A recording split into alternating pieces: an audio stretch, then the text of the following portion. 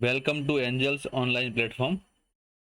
Today we will solve a November month mega test paper mathematics subject. तो शुरू करते हैं क्वेश्चन नंबर 51 से। यहाँ पे क्लास 11th का हमारा ये पेपर है। पहला टॉपिक है हमारा कॉम्प्लेक्स नंबर का। तो देखते हैं कि 51 में क्या दिया है कि n एक पॉजिटिव इंटीजर है और i raise to n plus i raise की वैल्यू फाइंड करनी है आपको। ठीक है, तो जो टर्म दे रहे हैं ना चारों, i raise to n plus i raise to n plus one plus i raise to n plus two plus i raise to n plus three, इसमें से हम आई रेस टू एन पहले कॉमन निकाले थे स्टूडेंट्स। ठीक है, अब आई raise to N यहाँ से कॉमन निकाला तो यहाँ वन बचेगा। ठीक है, और अब यहाँ से आई की एन प्लस वन पावर था तो आई बचेगा, फिर आई स्क्वायर बचेगा और लास्ट में बन जाएगा आई क्यूब। ठीक है, i is to n as is रखते हैं, ये one plus i, i square होता है माइनस वन, आई क्यूब होता है माइनस आई, ये दोनों कट के जीरो हो जाएगा, तो इसलिए आंसर मिलेगा हमें जीरो। इसलिए यहाँ दिल्ली आंसर मैंने पहले से दे रखा है। ठीक है, तो आप देख सकते हैं स्टूडेंट्स ये वाला आंसर। ओके, तो आगे बढ़ते हैं नेक्स्ट क्वेश्चन पे। 52 the complex number this is equal to, मतलब इसको थोड़ा एक सिंप्लीफाइड फॉर्म में हमें लिखना है। ठीक है, तो स्टूडेंट्स सबसे पहले तो यहाँ देखो दो टर्म है, वन माइनस आई की power to n and one plus i की पावर टू एन। हम पहले उन दोनों को थोड़ा सिंप्लीफाइड कर लेते हैं, बाद में हमारा क्वेश्चन करते हैं। तो देखो वन माइनस आई की पावर टू एन है, आप इसको वन माइनस आई का स्क्वायर और उसकी पावर एन भी तो लिख सकते थे। अब ये ए माइनस बी का होल स्क्वायर एक्सपांड कर लीजिए, वन माइनस टू आई प्लस आई स्क्वायर की पावर एन, यानी आई स्क्वायर होता है माइनस वन, तो वन माइनस टू आई माइनस वन की पावर एन, माइनस वन यानी कि माइनस टू पावर एन। एक मिनट स्टूडेंट्स, ये हो जाएगा माइनस टू आई की पावर एन, माइनस टू आई की पावर एन। अब सिमिलरली आप ये वाला कैलकुलेशन करेंगे तो डायरेक्ट में लिख दे रहा हूँ, आप समझ पाएंगे ये टू आई की पावर एन आने वाला है। ओके, इतना कैलकुलेशन के बाद हमारा इस क्वेश्चन का मैं उठा ले रहा हूँ मैं, और वैल्यू साथ में पुट कर रहा हूँ यहाँ पे। इसका डायरेक्ट नेक्स्ट स्टेप लिख रहा हूँ, to rest one minus i की पावर टू एन, जो इसका ये वैल्यू है, यानी कि माइनस वन की पावर एन, टू की पावर एन एंड आई की पावर एन, तीनों की अलग अलग पावर कर दिया, और प्लस यहाँ पे ये टू की एन आई की एन पावर और डिवाइड में two raise to N, two raise to N ऊपर नीचे दोनों में कट जा रहा है। अब जो टर्म बचा है वो है one upon minus one raise to N into I raise to N. अब ये टर्म मैं यहाँ पे एलसीएम में ले जा रहा हूँ डायरेक्ट स्टूडेंट्स, तो यहाँ पे अब क्या बनेगा, आई रेस टू एन तो था ही, ये पूरा यहाँ मल्टीप्लाई होगा तो ये माइनस वन की पावर एन और i raise to N into I raise to n, यानी i raise to two n. Okay students, okay, अब क्या करेंगे, one plus minus one raise to n, i raise to two यानी i square की N power, यानी i square होता है minus one, यानी माइनस वन की एन पावर, तो नीचे है माइनस वन की एन पावर इंटू आई की पावर एन। ठीक है स्टूडेंट्स, ओके, तो अब ये क्या हो गया, माइनस वन की टू एन पावर हो गई, और नीचे है माइनस वन की एन पावर इंटू आई की एन पावर। अब माइनस वन की इवन पावर है तो आंसर वन ही आएगा, और नीचे इन दोनों को कंबाइन कर दे तो माइनस आई की पावर एन हो जाएगा। ये वन प्लस वन होता है टू, और माइनस आई कब होता है, जब आप आई क्यूब करते हैं, तो आई क्यूब की एन यानी आई की पावर थ्री एन। तो ये वाला आंसर आपके दिख रहा है, आपके डी ऑप्शन में अवेलेबल है, वैसे यहाँ पे सॉल्यूशन में आंसर दे रखा है आपको। ओके, नेक्स्ट आगे बढ़ते हैं क्वेश्चन नंबर 53 पे। The real values of X and Y for which the equation is satisfied. Okay, तो इसके लिए क्वेश्चन दो तरीके हैं। पहला मेथड ये है कि ये कॉम्प्लेक्स नंबर के आप रियल और इमेजनरी पार्ट, सबसे पहले इनको आप ए प्लस आई बी फॉर्म में कन्वर्ट करो, इसको भी ए प्लस आई बी फॉर्म में कन्वर्ट करके आप करस्पॉन्डिंग वैल्यू कंपेयर भी कर सकते हैं। दूसरा मेथड ये क्या है कि आप x की और y की ये वैल्यूज इसके अंदर पुट करके भी चेक कर सकते हैं।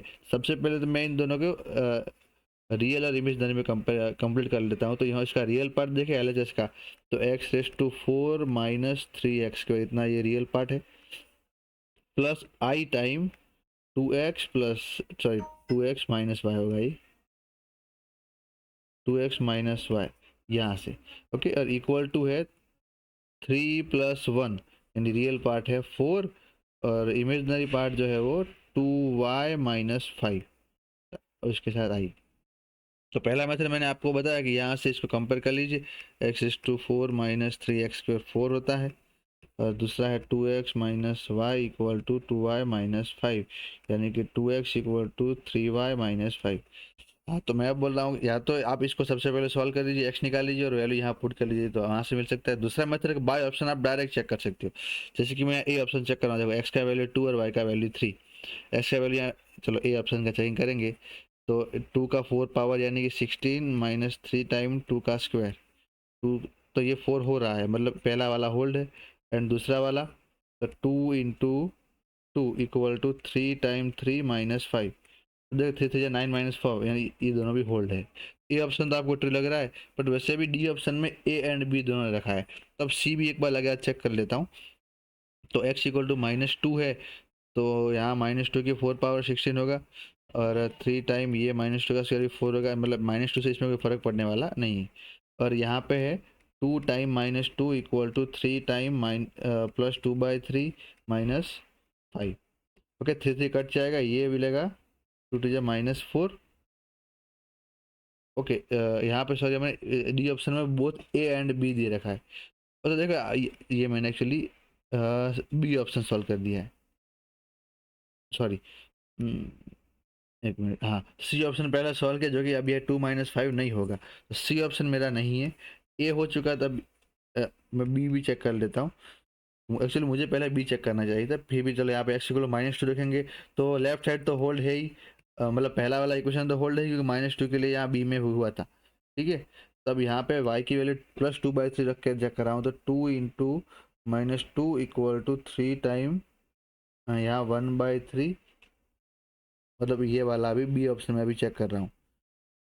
ठीक है, तो 3 इंटू 1/3 -5, 3 कट जाएगा।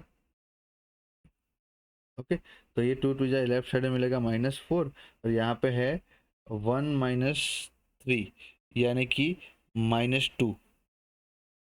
एक मिनट हम देख लेते हैं, यहाँ पे x की वैल्यू -2 है और y की वैल्यू है 1/3, 2x equal to 2y plus y 3y -5।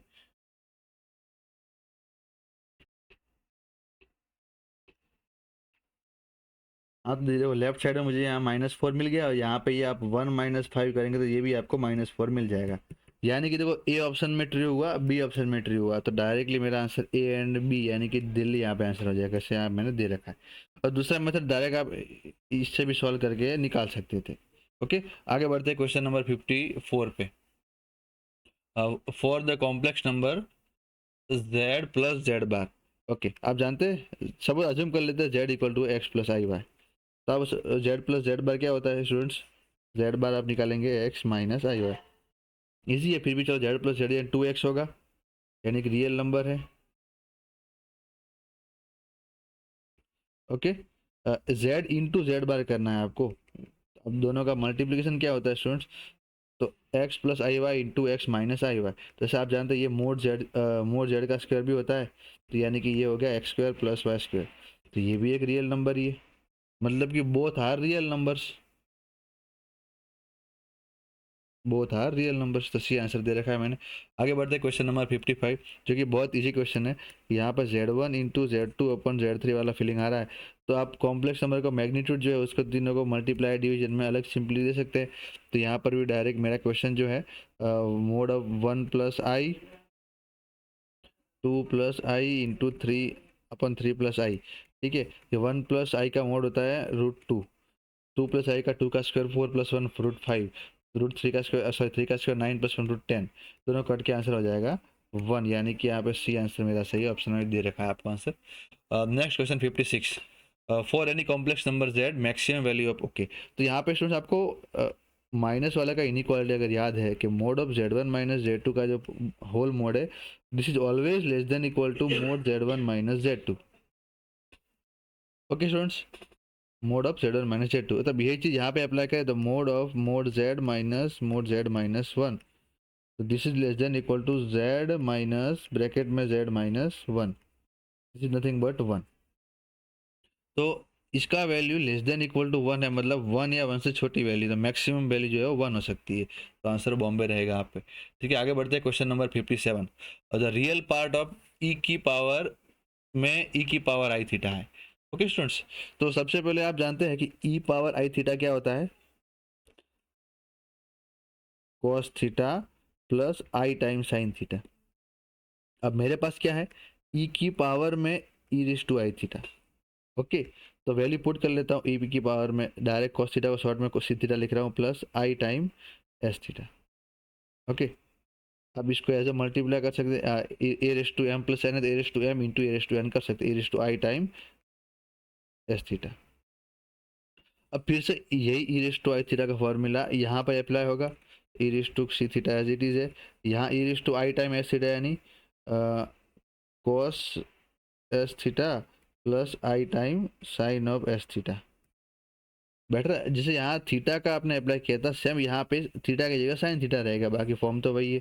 तो देख लीजिए, अब रियल पार्ट ये रहेगा, रियल पार्ट जो है वो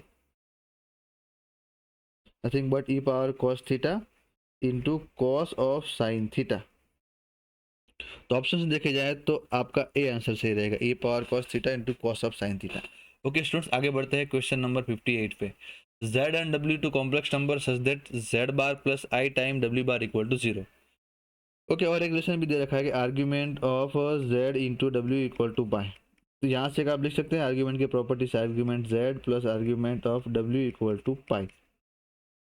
अज्यूम कर लेता हूँ आर्ग्यूमेंट ऑफ ओमेगा जो फाइंड करना है, w जो भी आप उसको अब थीटा मान लेते हैं।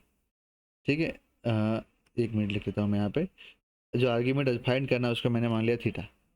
अब दे रखा है z bar plus I time omega bar equal to 0। फिर से इसके ऊपर बार अप्लाई करेंगे तो जेड बन जाएगा, आई का बार होता है माइनस आई, ओमेगा का bar omega N equal to 0। तो Z equal to I time omega. किसी भी कॉम्प्लेक्स नंबर का दो बार कॉन्जुगेट लेंगे तो वापस वो कॉम्प्लेक्स नंबर ही मिलेगा। ठीक है, तो यहाँ से जेड का इक्वल टू आई ओमेगा मिल गया। फिर यहाँ पे आप आर्ग्यूमेंट लगाओ, ये भी दो, अगर argument of Z equal to argument of I plus argument of W, तो इसको थीटा मान लिया था। आर्ग्यूमेंट ऑफ जेड क्या मिलेगा आपको, आर्ग्यूमेंट ऑफ आई, यानी आई का आर्ग्यूमेंट होता है पाई बाय 2 और डब्ल्यू का थीटा।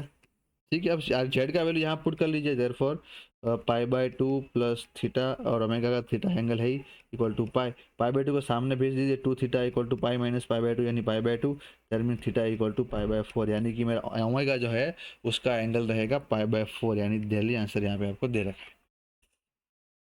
नेक्स्ट, हाँ यहाँ पे आपको कुछ नहीं करना है, किसी कॉम्प्लेक्स नंबर दिया गया उसका स्क्वायर रूट फाइंड करना है, वेरी इजी। इसके लिए आपके पास उसका जो ऑफिशियल मेथड है उससे भी जा सकते हैं, या आपको फॉर्मूला याद है, फॉर्मूला से पढ़ा है तो फॉर्मूले से भी आप डायरेक्ट जा सकते हैं। तो हम यहाँ एक काम करते हैं, फॉर्मूले से भी सॉल्व कर लेते हैं। और दूसरा सिंपलेस्ट मेथड आपको बताए क्या, कि बाय ऑप्शन ही चेक कर लेते हैं किस ऑप्शन का स्क्वायर जो है वो 3 माइनस 4i बन रहा है। समझ पा रहे हैं ना, क्योंकि ये जो है इसका स्क्वायर रूट फाइंड करना है। सपोज ये आंसर है तो इसका स्क्वायर वापस क्वेश्चन बनना चाहिए। तो सबसे सरल तरीका यही कि ऑप्शन का जो नंबर दिया है प्लस माइनस ब्रैकेट में 2 माइनस आई, इसका स्क्वायर कर लेता हूँ। तो प्लस माइनस का स्क्वायर तो प्लस हो जाएगा, 2 माइनस आई का होल स्क्वायर, तो 2 का स्क्वायर 4 माइनस 4i प्लस आई स्क्वायर, ये मिलेगा 4 माइनस 4i माइनस 3, यानी कि सॉरी माइनस 1, तो ये 3 माइनस 4i। बस, तो आंसर सेटिस्फाइड हो गया, ए ऑप्शन मेरा आंसर है। इसलिए बाय ऑप्शन भी आप इजीली चेक कर सकते हैं कि स्क्वायर रूट फाइंड करना है तो ऑप्शन का स्क्वायर करोगे तो मुझे इक्वेशन वाला नंबर मिलना चाहिए, और दूसरा आपके पास फॉर्मूला तो है ही। ओके, 60 क्वेश्चन, मोड जेड आपको 4 दे रखा है, आर्ग्यूमेंट ऑफ जेड दे रखा है और जेड फाइंड करना है, तो पोलर फॉर्म दे रखा है। इस क्वेश्चन में आपको याद होना चाहिए कि जेड इक्वल, जेड का फॉर्म क्या बनता है, mod z time cos theta plus आई टाइम साइन थीटा। ये कब होता है, where theta is nothing but your argument of z. बस अब तो कुछ करना है नहीं, दोनों का वैल्यू पुट कर लेते हैं। मोड जेड 4 है, कॉस थीटा यानी कि cos 5 pi by 6 plus I time sine 5 pi by 6।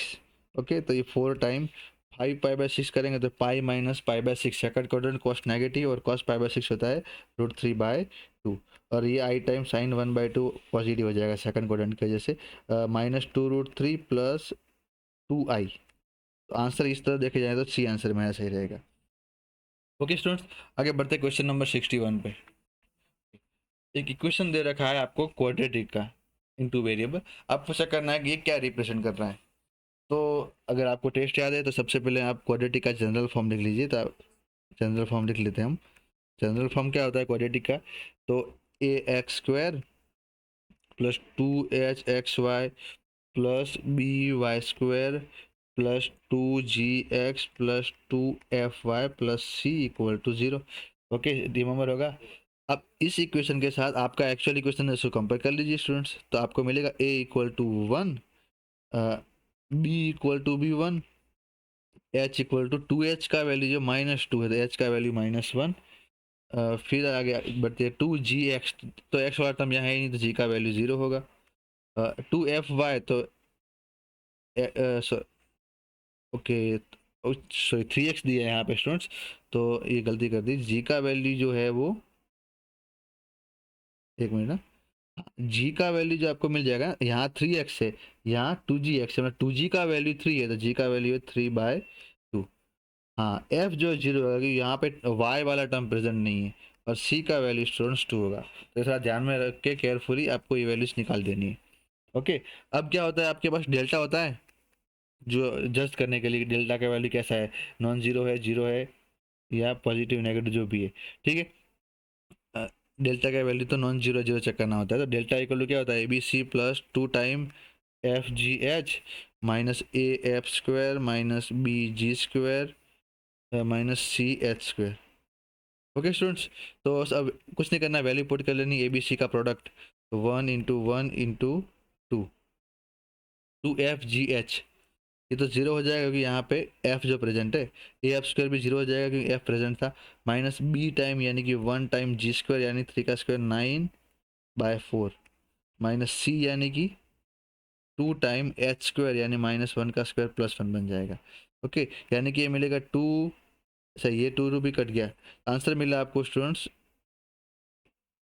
-9/4। That means आप कह सकते हैं कि भाई मेरा डेल्टा तो नॉट इक्वल टू 0 है। ओके, और इसके बाद दूसरा कंडीशन आता है h square minus a b वाला। ओके, तो एच स्क्वायर यानी कि -1 का स्क्वायर 1 - 1 इक्वल टू 0, यानी ये 0 हो गया, इससे आप कह सकते हैं h square equal to a b. अब जिस आपके क्वाड्रेटिक के लिए ये चीज़ होल्ड हो रही हो, तो ये क्या रिप्रेजेंट कर रहा है, delta not equal to 0 and h square equal to a b. Clear है, ये आपको पैराबोला रिप्रेजेंट करेगा, गुजराती में बोले तो परवलय। ठीक है, तो parabola answer A, option A में अवेलेबल है, तो आंसर मिल गया। ओके, नेक्स्ट आगे बढ़ते हैं क्वेश्चन नंबर 62 पे students. If an ellipse the distance between its फोका इज 6, तो एलिप्स को भी मान लेते हैं स्टूडेंट्स, तो इसके दो फोकस होते हैं, उनका डिस्टेंस 2AE होता है जो आपको 6 दिया है, तो AE मिल जाएगा 3। दूसरा, माइनर एक्सिस का लेंथ यानी कि 2B इक्वल टू 8 यानी कि B इक्वल टू 4। फाइंड करना है एसेंट्रिसिटी, अगर याद है रिलेशन तो b square equal to a square bracket में ई स्क्वायर -1, वैल्यू पुट कर लीजिए, 4 का स्क्वायर 16, ए स्क्वायर अंदर। ओके, ये तो एसेंट्रिसिटी का फॉर्मूला हमने लगाया है वो स्टूडेंट्स हाइपरबोला का है, यहाँ पे 1 माइनस स्क्वायर होता है। ठीक है, तो ये 1 माइनस स्क्वायर, तो ये भी ध्यान रखना है। ओके, या ए स्क्वायर अंदर करेंगे तो ए स्क्वायर माइनस ए स्क्वायर इंटू ए स्क्वायर यानी कि यहाँ पे 3 का स्क्वायर 9 बनेगा, 16 + 9 25 equal to a square, a equal to 5, therefore e equal to 3/a यानी कि 3/5 जो यहाँ से मिल गया डायरेक्ट आप, eccentricity will be 3/5। 63, p b is a point on ellipse, F1 F2 इसके फोकस है, और एक इक्वेशन हमें दे रखा है, तो P(F1 + P(F2), अगर स्टूडेंट्स आपको याद है इलिप्स की सेकंड डेफिनेशन आपको रिखवाई थी कि दो इलिप्स ऐसा कर्व है जिसका उसके दोनों फोकस से कोई भी अगर एलिप्स का पॉइंट है उसका दोनों फोकस से डिस्टेंस का सम जो है वो कांस्टेंट होता था, और वो जो है 2a के बराबर होता था, यानी कि P(F1 + P(F2) इक्वल टू होता है 2 टाइम a। ओके, अब करना क्या, आपको सिर्फ a निकालना है, तो निकाल दीजिए, तो 16x² + 25y² equal to 400, divide करेंगे 400 से, तो 16ax² / 25 + y² / 16 equal to 1, square मिल गया 25, ए मिलेगा 5, तो आपको ये 2 टाइम 5 यानी कि 10 डिस्टेंस मिल जाएगा। बहुत इजी क्वेश्चन था, यहाँ देखो दोनों फोकस दिए, बिल्कुल कंफ्यूजन के लिए कोई ज़रूरत नहीं है फोकस का, आंसर यहाँ सी डायरेक्ट बन जा रहा है। ओके, आगे बढ़ते हैं question number 64, the distance from the foci of point P on the ellipse. Okay, इस क्वेश्चन में क्या करना है कि उसका एक पॉइंट पी का इस इलिप्स की फोकस से डिस्टेंस फाइंड करना है, दोनों डिस्टेंस, ठीक है। तो अगर इसका आपको फॉर्मूला, अच्छा पहला यहाँ पे इलिप्स देखिए कौन सा वाला है, यहाँ पे जो है ना आपका ए से बी बड़ा है, देखा ए का वैल्यू 3 है, बी का वैल्यू 5 है, ओके। बी ग्रेटर देन है, तो आपको अगर पता है तो ये फॉर्मूला क्या होता है, a square time b square bracket में 1 माइनस सी स्क्वेयर हो जाएगा।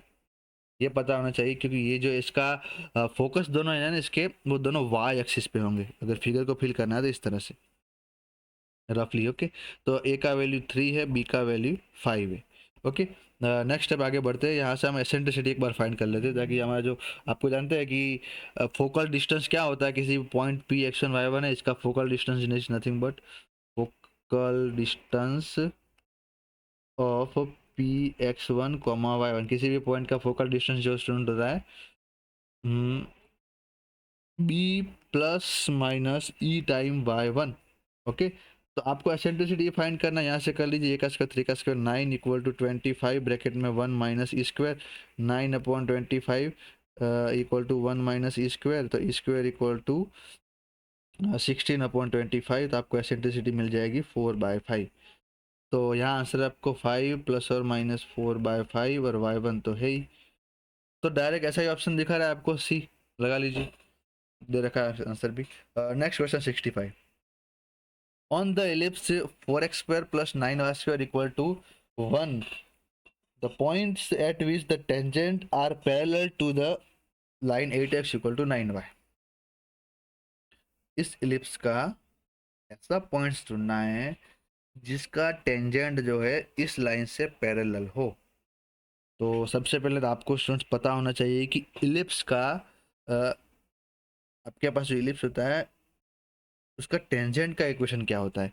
Required point x1 y1 assume कर लेते हैं हम, चलो ठीक है, इलिप्स अज्यूम ड्रॉ कर लेते हैं, आपको बता रहा हूँ मैं क्या एक्चुअली, ये पॉइंट सपोज x1 y1, तो मुझे जो है ये पॉइंट फाइंड करना है जिसका टेंजेंट आप ड्रॉ करेंगे ना, ये टेंजेंट जो लाइन दे रखी है 8x इक्वल 9y, इससे पैरेलल है, ये दोनों लाइन पैरेलल है, ओके। तो सबसे पहला काम क्या करता हूँ मैं कि इस टेंजेंट का इक्वेशन जनरल फॉर्म में लिख लेता हूँ। तो अगर आपको याद है इसका टेंजेंट का इक्वेशन लिखना है, तो equation of tangent is nothing but x square की जगह, आप अगर याद है तो एक्स स्क्वायर को आपको x1, एक मिनट यहीं लिख लेता हूँ। ये कैसे फाइंड करते हैं कि आप एक्स स्क्वायर को x इंटू x1 से रिप्लेस करेंगे और y स्क्वायर को करेंगे y इंटू y1 से, तो आप डायरेक्ट रिप्लेसमेंट से भी आंसर तो फाइंड कर सकते हैं। पहले आप इसके जनरल फॉर्म में जाए, x square upon a square plus Y square b square, उस तरह के भी जा सकते हैं, वरना डायरेक्टली आप यहाँ से पुट करें 4 time x1 plus 9 time y1 equal to 1। Got it students, तो मेरा ये मिल गया टेंजेंट का इक्वेशन, ठीक है। अब आपका टेंजेंट जो स्टूडेंट्स इस लाइन से तो पैरेलल है, दो पैरेलल लाइन है तो स्लोप इक्वल होंगे, इस टेंजेंट का इक्वेशन मतलब स्लोप कंपैरिजन करेंगे, slope equal due to parallel lines, तो यहाँ से स्लोप मिलेगा माइनस ए अपॉन बी होता है, यानी -4x1 अपॉन 9y1, बैठा स्टूडेंट्स। और इसका स्लोप क्या होगा, तो y इक्वल टू mx यानी 8/9 लगा लीजिए डायरेक्ट ही, ओके।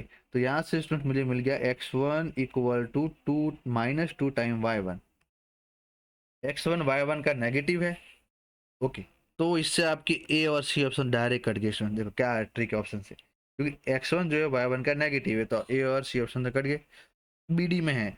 अब देखो y1 का डबल जो है x1 में होना चाहिए, तो y1 का डबल x1 में प्रेजेंट ऐसा डी ऑप्शन, यार दोनों एक जैसे सिर्फ नेगेटिव किया गया है, तो डबल वाला डी ऑप्शन डायरेक्ट किया गया मैंने, ओके। तो इस तरह एक स्मार्ट वर्क भी आपको कर देना है, कई बार ऑप्शन को भी देखते रहना है, वरना ऑफिशियल मेथड क्या है अब, तो ये वाला पॉइंट x1 y1 तो आपके एलिप्स के ऊपर है, इस पॉइंट को आप एलिप्स के ऊपर पुट कर लीजिए और वहां से आपको x1 y1 का वैल्यू मिल जाएगा। तो बट यही है, टाइम कंज्यूम का प्रॉब्लम है, तो इस तरह ऑप्शन को भी देखते रहना साथ में, ओके स्टूडेंट्स। आगे बढ़ते हैं हम, question number 66, if PQ is a double ordinate of hyperbola, एक हाइपरबोला की डबल ऑर्डिनेट आपको दे रखी है, तो अगर रफली आपको PQ रिज्यूम करना है तो हम कोशिश कर लेते हैं बनाने की। ये हमारा एक हाइपरबोला है, ठीक है, और इसका एक डबल ऑर्डिनेट हम PQ रिज्यूम कर लेते हैं। आप जानते हैं डबल ऑर्डिनेट यहाँ पे जो परपेंडिकुलर होता है, तो पॉइंट P यहाँ ले लिया है, पॉइंट Q यहाँ पे ले लिया है, PQ is double ordinate of hyperbola such that CPQ is an equilateral triangle, C being the center of the hyperbola। C यहाँ पे सेंटर है और C से आप ये ट्राइंगल जो बनाएंगे वो एक इक्विलेटरल ट्राइंगल है, मतलब ये तीनों साइड इक्वल होंगी। यहाँ से मैं कंफर्म कर ले रहा हूँ कि CP equal to CQ equal to PQ, ये दिमाग में रख लेना है। Then the eccentricity satisfies. तो अगर आपको याद है कि P और Q जो है वो हाइपरबोला के पॉइंट्स है, तो अज्यूम कर लेते हैं P है parametric form A sec theta है और B tan थीटा, ओके, क्योंकि इसके ऊपर के पॉइंट्स है A sec थीटा कहाँ B tan थीटा। तो आप Q पॉइंट इजीली लिख पाएंगे A sec थीटा और इसकी जस्ट इमेज होगा तो इसलिए माइनस B tan थीटा होगा, क्योंकि ये आपको डबल ऑर्डिनेट दिया स्टूडेंट्स। डबल ऑर्डिनेट मतलब एक्जेक्टली Q परपेंडिकुलर ही है, मतलब P जो है वो Q का एक्स एक्सिस के रिस्पेक्ट में मिरर इमेज होने वाला है, यानी ओके, इसलिए यहाँ पर आपको ये की मिल गया। ठीक है, तो PQ डिस्टेंस तो आप डायरेक्ट देख सकते हैं स्टूडेंट्स क्या होगा। तो एक मिनट मैं यहाँ पे यही निकाल लेता हूँ। तो PQ डिस्टेंस तो मैं डायरेक्ट लिख रहा हूँ यहाँ पे 2B टाइम टेन थीटा है ना, वरना आप डिस्टेंस प्रॉब्लम से अभी जाएंगे तो ये इसका ये एक्स का 0 हो गया, या 2B टाइम हो जाएगा। ठीक है, C आपका सेंटर 0 0 हो दे रखा है। अब CP निकाल लेता हूँ। CP क्या होगा, तो A सेक थीटा का स्क्वायर यानी A square sec square theta और ये हो गया B square tan square theta.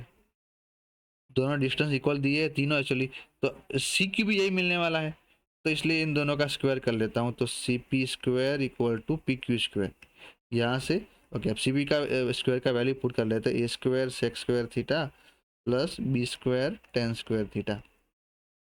This is nothing but equal to PQ square यानी कि 4B square tan square theta. तो नेक्स्ट स्टेप करेंगे स्टूडेंट, तो A square sec square theta equal to 3B square time tan square theta. एक relation यहाँ से मिला है। ठीक है, लगे हाथ अब एसेंट्रिसिटी पे जाना है और हाइपरबोला है तो बी स्क्वायर इक्वल कर लीजिए। बी स्क्वायर इक्वल होता है A स्क्वायर और ब्रैकेट में आएगा आपके E स्क्वायर माइनस 1। तो क्या इसमें से A स्क्वायर निकल जाएगा पूरा, आप फाइनली E पे पहुंच जाएंगे जो आपको फाइंड करना है। ओके, तो लग गया तो दो काम कर लेते हैं। A स्क्वायर रखते हैं, सेक स्क्वायर को लिखेंगे आप 1 upon cos square theta. 3B square का वैल्यू है A square time E square minus 1 ten square यानी कि sine square theta upon cos square theta. तो A स्क्वायर कट जाएगा, कॉस स्क्वायर थीटा कट जाएगा क्योंकि थीटा नॉन जीरो है वो। ओके, नेक्स्ट बचा हुआ जो चीज़ है डेटा है, यहाँ पे एक्चुअली 1 बच रहा है। 1 equal to 3 time E square minus 1 time sine square theta. Okay students, तो यहाँ से आप E स्क्वायर माइनस 1 इंटू 3 को सब्जेक्ट बनाएं। This is nothing but okay, एक मिनट,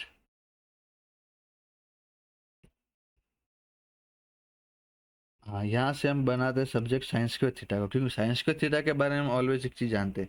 तो देख लीजिए स्क्वायर माइनस, अरे यार हर बार वही चीज़, एक मिनट लगेगा स्टूडेंट्स। हाँ, तो 1 अपॉन ई स्क्वायर माइनस 1 को लेफ्ट साइड ले लिया है, इक्वल टू है 3 time sine square theta. Sign square theta आप जानते हैं कि लेस देन इक्वल टू 1 होता है, तो 3 साइन स्क्वायर थीटा जो always less than equal to 3 होगा। अगर बैठ रहा है दिमाग में तो ठीक है, वरना आपको अगर याद है तो साइन थीटा का रेंज जो है वो ऑलवेज -1 से 1 होता है। ओके, तो यहाँ साइन स्क्वायर है तो रेंज 0 से 1 हो जाएगा, यानी साइन स्क्वायर थीटा की मैक्सिमम वैल्यू 1 है, यानी कि sine square theta always less than equal to 1 होता है। तो वही, तो इस दोनों साइड 3 से मल्टीप्लाई कर लीजिए, तो ये 3 sine square theta less than equal to 3 हो जाएगा। ठीक है, तो देयरफॉर मैं कह सकता हूँ कि 1 upon e square minus 1 less than equal to 3, therefore e square minus 1 greater equal to 1/3, therefore e square greater equal to 4/3। Okay, यानी कि अब एक स्टेप यहाँ लिख लेते हैं कि ई आइदर ग्रेटर देन 2/√3 और ई लेस देन -2/√3। इनइक्वालिटी का प्रॉब्लम देख लेते हैं आप। तो यहाँ पे आप देख रहे हैं ऑप्शन डी में हमारा ई ग्रेटर देन वाला ऑप्शन अवेलेबल है। ओके स्टूडेंट्स, तो काफ़ी अच्छा क्वेश्चन था। इसमें डबल ऑर्डिनेट का कॉन्सेप्ट था और इक्विलेटरल ट्रायंगल का यूज करके हमने ये चीज़ सॉल्व कर दी है। ओके, आगे आंसर यहाँ पे हमारा डी है। ओके, आगे बढ़ते हैं क्वेश्चन नंबर 67 पे। The value of m for which y equal to m x plus c is a tangent to the hyperbola. ठीक है, अब किसी भी line y equal to m x plus c को अगर किसी भी hyperbola x square upon a square minus y square upon b square equal to 1 का टेंजेंट बनना है, तो कंडीशन जो है इसकी अगर आपको याद है तो c square equal to a square m square minus b square, this is the required condition. बस तो अप्लाई करते जाइए इन आवर क्वेश्चन। यही कंडीशन मैं यहाँ लिख रहा हूँ, सी स्क्वायर यानी कि 6 का square equal to a square यानी कि 100, एम स्क्वायर स्लोप तो ढूंढना है माइनस 49, तो this implies 100 m square equal to 49 plus 36 यानी कि 100 m square equal to 9 plus 6 5 और ये 4 प्लस 4 8 85। तो this implies m square equal to, आप 5 से काटेंगे तो ये 17 20, तो implies आपको m का वैल्यू मिलेगा अंडर रूट 17 अपॉन 20। तो ऑप्शन देखे तो आपको ए ऑप्शन सही है यहाँ पे। ओके, आगे बढ़ते हैं question number 68। If the tangent at the point 2 sec psi comma 3 tan psi on the hyperbola is parallel to this line, फिर से स्टूडेंट्स हाइपरबोला का टेंजेंट का ही वही कॉन्सेप्ट है। तो और ये पॉइंट जो दे रखा है इसका एक पैरामेट्रिक फॉर्म है, मतलब कि इसके ऊपर का एक जनरल पॉइंट दे रखा है और उस पॉइंट का जो टेंजेंट पर्टिकुलर जो है वो इस लाइन से पैरेलल होना चाहिए। ठीक है, तो अगर आप स्टूडेंट्स रिकॉल कर पा रहे हैं कि हाइपरबोला जो है उसका टेंजेंट का इक्वेशन पैरामीट्रिक के फॉर्म में आए तो भी ठीक है, वरना लिख लेते हैं। अगर जब भी आपको टेंजेंट का इक्वेशन को फाइंड करना होता है किसी भी हमारे कॉनिक सेक्शन में, तो हम पर्टिकुलरली आप ये रिप्लेसमेंट करते हैं कि एक्स, अभी आया था ऐसा क्वेश्चन, एक्स स्क्वायर को एक्स वन से रिप्लेस करेंगे अगर एक्स वन आपका वो पॉइंट है रिक्वायर्ड, और वाई स्क्वायर को वाई वन से रिप्लेस करेंगे जहाँ एक्स वन वाई वन जो पॉइंट है उसके ऊपर आपका वो टेंजेंट है। ओके, तो यहाँ पर पॉइंट आपको ये दे रखा है x one comma y one, तो कर लेते हैं रिप्लेस यहाँ पे एक्स इंटू एक्स वन यानी कि 2 times sec psi upon 4 minus y into 3 time tan psi upon 9 equal to 1। बेटा अब 2 से यहाँ 4 को 2 काटेगा, 3 से यहाँ 9 को 3 काटेगा, 3 टू जाए एल्सियम ले लिया तो 3 sec psi time x minus 2 10 psi time y minus 6 equal to 0. This is the equation of that tangent. Now it is given that this tangent is parallel to the line 3x minus y plus 4 equal to 0. Whenever the concept of two parallel lines, we always use the slope of both the tangent is equal. तो यहाँ पे आपका पहला वाला मतलब tangent का equation ये है और दूसरा आपका जो लाइन का इक्वेशन ये है। Now for both these two lines slopes are equal, therefore 3 sec psi divided by 2 tan psi, actually the slope is minus a upon b, therefore this is nothing but equal to minus of 3 upon minus 1. Got it? Now 3 cut from here, minus minus plus cut जाएंगे, therefore we get sec psi equal to 2 time tan psi. Now we will convert sec and tan into sin and cos form. This is nothing but 1 upon cos psi is equal to 2 times tan psi and sin psi upon cos psi. Cos psi cut from both sides, therefore you get sin psi equal to 1 by 2. Therefore my angle psi will be 30 degree because sin 30 is 1 by 2. So my answer will be C option. Okay. Next question 69. What will be equation of that chord of hyperbola was midpoint is 5,3? अगर ये concept अगर आपको recall है कि अगर hyperbola का cord है जो है उसका मिड पॉइंट दे रखा है, फिगर भी रफली बनाने की कोशिश करें, एक ऐसा कॉर्ड ले लेते हैं जिसका मिड पॉइंट कोई भी दे रखा है आपको वो में भी इसके ऊपर हो या ना हो, ठीक है। तो जब भी कॉर्ड का मिड पॉइंट दिया है ना, तो उस केस में आप कॉर्ड का इक्वेशन कैसे फाइंड करेंगे स्टूडेंट्स? इक्वेशन अगर याद है तो T equal to S one होता है, अगर याद कर पा रहे तो। जहाँ टी क्या है, एस वन क्या है, T is nothing but equation of tangent. That means tangent का इक्वेशन निकालना अभी आपने सीखा है कि एक्स को एक्स एस वन के रिप्लेस करना, वही वाली चीज़, ठीक है। बट यहाँ पे ये चीज़ जो है वो हमारा मिड पॉइंट के ऊपर होगी, at x one y one, जो कि मेरा मिड पॉइंट का रोल है। और सिमिलरली एस वन क्या है, एस वन जो है वो मतलब कि आपका टेंजेंट जो है उसके अंदर आपको वो मिड पॉइंट पुट करना है, सॉरी टेंजेंट के अंदर नहीं, हाइपरबोला के अंदर। फिर से कि अगर कॉर्ड का इक्वेशन फाइंड करना है, उस कॉर्ड का मिड पॉइंट दे रखा है, तो वो होता है T equal to S one. जहाँ टी क्या है, तो टी जो है वो टेंजेंट का इक्वेशन है, जिस at the point mid point, tangent के इक्वेशन में मिड पॉइंट पुट करना है, ओके। और एस वन जो है हाइपरबोला के इक्वेशन में मिड पॉइंट पुट करना है।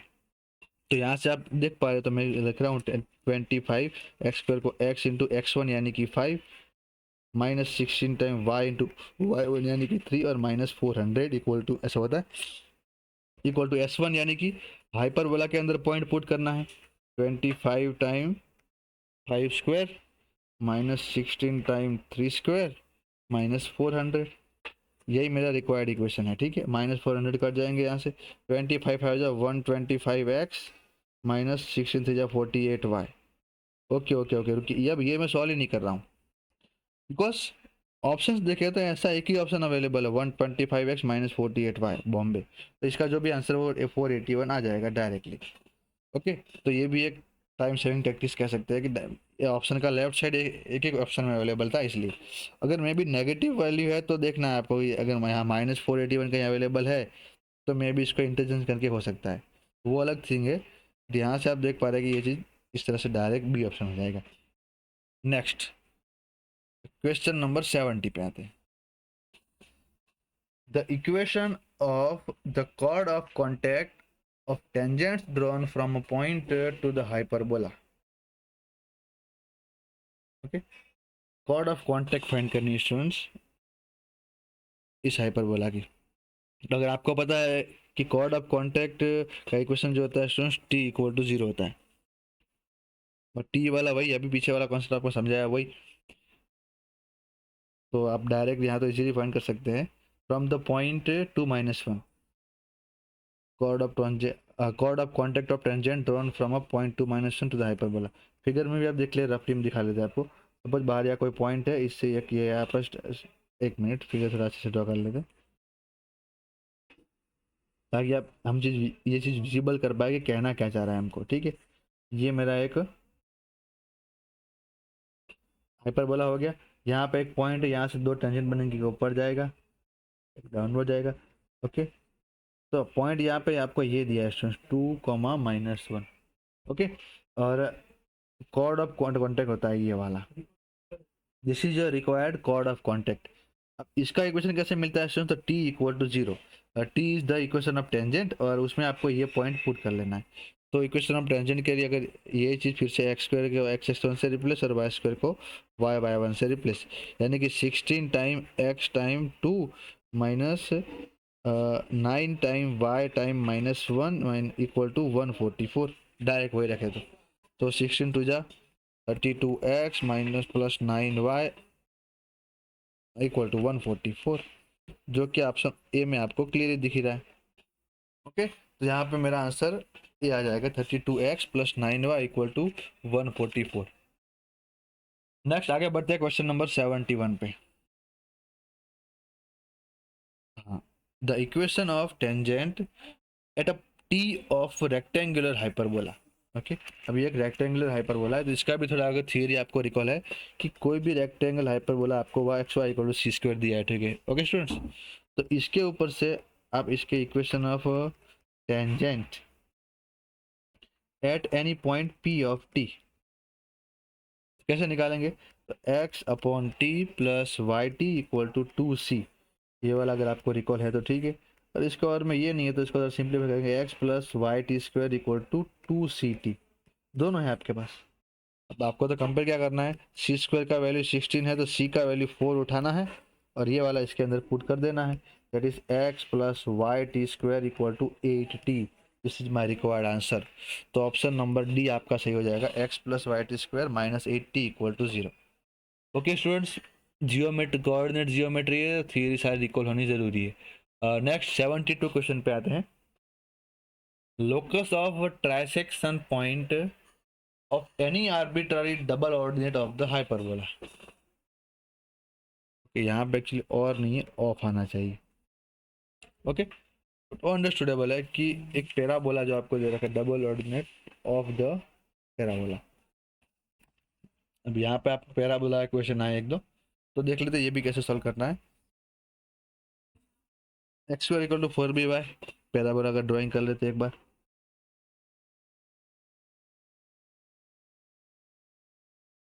ओके, इसका कोई भी एक डबल ऑर्डिनेट ड्रॉ कर लेते हैं, सॉल्यूट परपेंडिकुलर आप जानते हैं। ओके, तो इसका एक्सट्रीमिटी, अगर पैरामेट्रिक फॉर्म याद है इसका तो भी आप जानते हैं कि 2bt या इस तरह से जो भी आपको याद है, वरना हम पर्टिकुलर ले तो इसका ये बाउंड्री होगा 2b, b, और ये बाउंड्री लेते हैं -2b, b, पर्टिकुलर पॉइंट ले लिया, ठीक है। अब ये इस पैराबोला पे आप चेक कर लो, ठीक है। और ये अब क्या करना है कि इसका ट्रांसेक्शन, तो सपोज एक पॉइंट यहाँ होगा, एक पॉइंट यहाँ पे होगा, हम कह सकते हैं।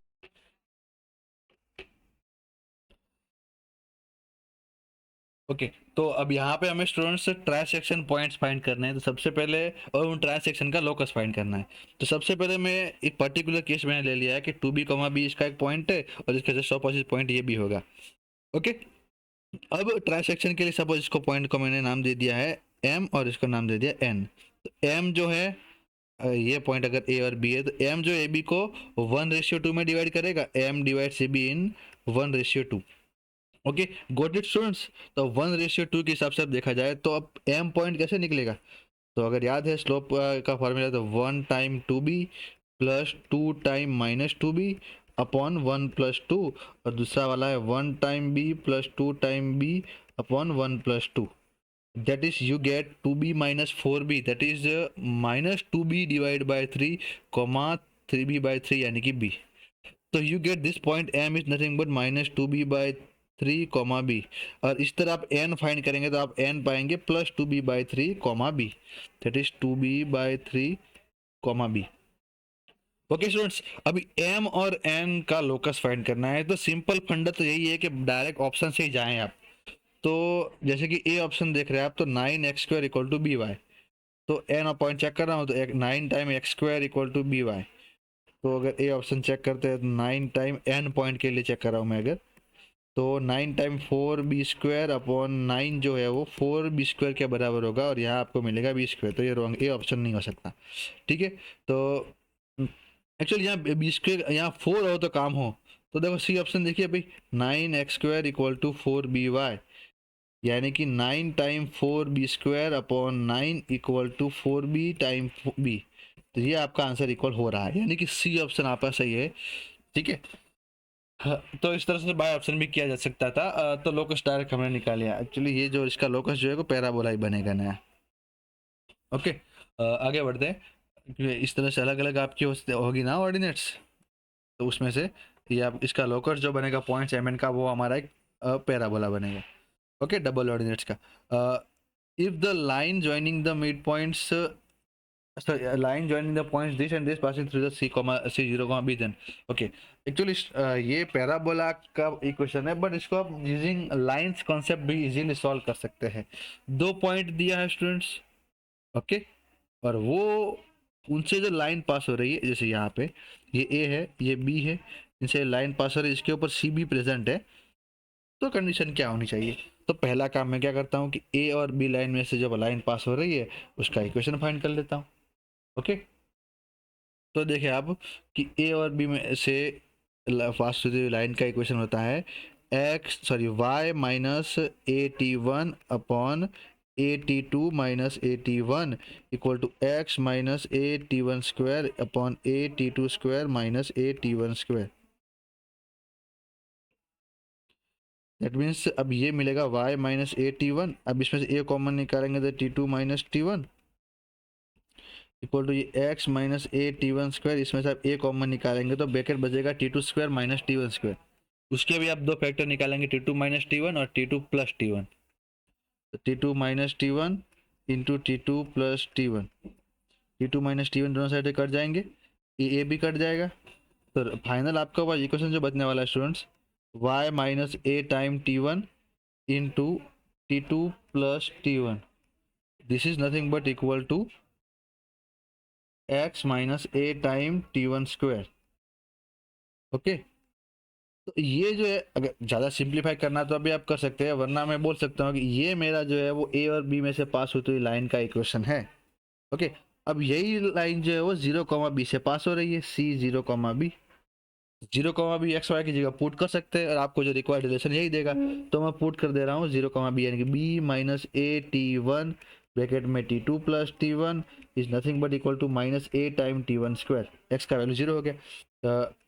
अब ये ब्रैकेट खोल ले रहा हूँ तो b के ब्रैकेट में तो T2 प्लस T1 ऐसे लिख सकता हूँ, इसे ऑप्शन में वो है ही सारे, और इसको अब इन दोनों से मल्टीप्लाई कर लेता हूँ तो minus AT1 T2 minus AT1 square equal to minus AT1 square, ये कट जाएगा दोनों का। ओके सॉरी स्टूडेंट्स, ये दोनों साइड से कट जाएगा और I will got the value b time T1 plus T2 equal to a time T1 T2। ये आंसर मेरा सही है। ऑप्शन थोड़ा ऊपर अगर देखने जाए तो b time T1 plus T2 यानी कि सी आंसर यहाँ पे आपका सही रहेगा स्टूडेंट्स। ठीक है, आगे बढ़ते हैं क्वेश्चन नंबर 74 पे। The length of the latest rectum of the parabola was focus is 3 and directrix दे रखी। फोकस दिया, डायरेक्ट्रिक्स दिए, जनरली फिगर बनाए समझते हैं कि पैराबोला है, ये इसकी डायरेक्ट्रिक्स है, ये इसका पॉइंट हो गया। फोकस अगर एफ है a,0 होता है, तो आप जानते हैं कि डायरेक्ट्रिक्स से फोकस का डिस्टेंस 2a होता है। ओके, और लेंथ ऑफ लेटेस्ट रेक्टम क्या होता है, 4a होता है। मतलब डायरेक्ट्रिक्स से फोकस का डिस्टेंस 2a निकाल के उसका डबल करेंगे तो लेटेस्ट रेक्टम तो मिल ही जाएगा।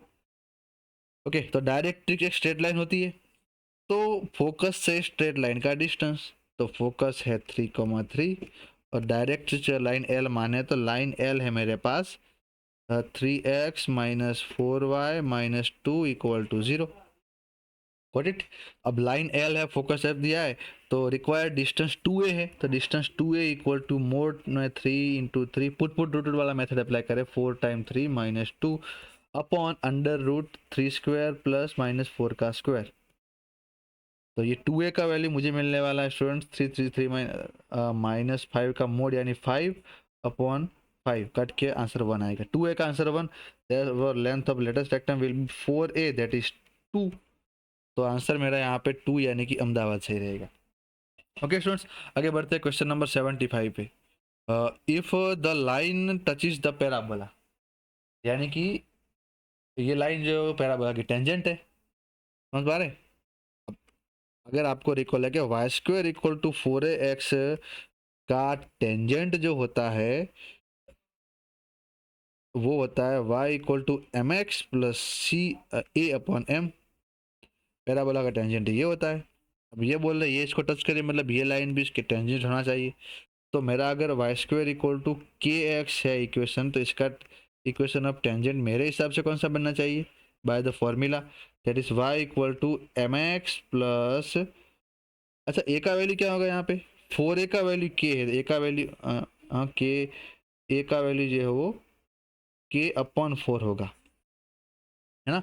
4a का वैल्यू a के बराबर, तो यहाँ पे k अपॉन 4 टाइम m, ये मेरा इक्वेशन का मिल गया। ठीक है, तो अब यहाँ पे दे रखा है x प्लस y minus 1 equal to 0, tangent तो ये है, तो y equal to minus x plus 1, slope compare कर पा रहे हैं तो m इक्वल टू आपको माइनस मिला -1 और c कम कर इंटरसेप्ट कंपेयर करेंगे तो 1 equal to k upon 4m that is k equal to 4 time m यानी कि 4 टाइम -1 यानी कि -4। तो k का वैल्यू यहाँ पे स्टूडेंट्स -4 हो गया, यानी बॉम्बे आंसर सही रहेगा। ओके स्टूडेंट्स, तो यहाँ पे ये हमारा मैथमेटिक्स का मेगा टेस्ट का सोल्यूशन खत्म होता है। मिलते हैं तब तक के लिए